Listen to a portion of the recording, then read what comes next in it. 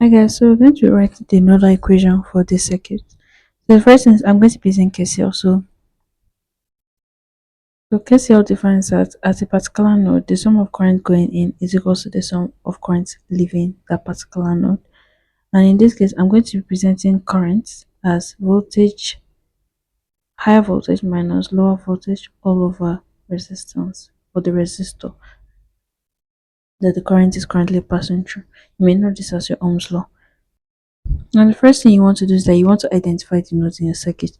You may be tempted to say this is a node, this is a node, this is a node, this is a node. I used to do that. But actually, this is a node and this is a node.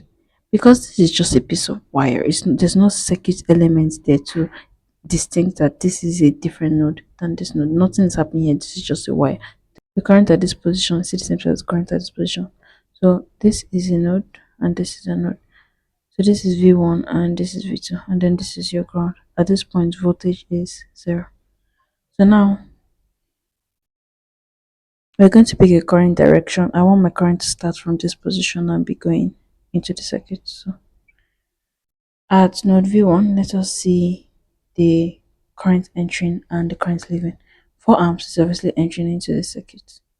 Now as the current flows, in this direction, it's going to split where? Here and here. So we're going to say that 4 amps, which is the current entering this particular node, is equal to what are the current exiting? This one and this one. So this is going to be what's the voltage at this point is V1. What's voltage at this point? 0. So V1 minus 0. But you don't need to write that. All over 2. That's the current is the resistor is going across. Plus what is this? This is 12 ohms. Which in this case, what is the voltage across it? Here is V1, here is V2. So it's going to be V1 minus V2 all over 12. So this is current entering, this is current leaving. Now simply just simplify the equation.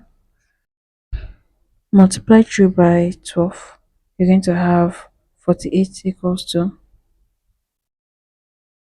V1 minus V2 plus 6 volts 1. Simplify further, you have 7V1 minus V2 equals to 48. Next, at the next node, which is at node V2. So basically, you're only working with the nodes, you're not working any other thing else. At this node, what is entering? Clearly, this is going to enter this node. And what's going to exit? This and this. It's as simple as that. As this enters, this will exit the node. And this also exit the node. You can clearly see even from the arrow. So it's going to be V1 minus V2 equals to over 12. That is the current at this position. Equals to what is the current leaving the branch? The 6 ohms. What's the node? V2 minus 0 all over 6 plus just 2 amps. Because this represents current, this represents current. So if they just give you only current, you just write only the current there. Don't be confused. So you multiply through by this multiply through by 12. This is going to give you V1 minus V2 equals to 24 plus 2V2. V1 minus 3V2 equals to 24. So this is exactly two simultaneous equations. Solve them and then you're going to get that V1 is equals to 6 volts and V2 is equals to minus 6 volts. This is simply the answer. Thank you for listening.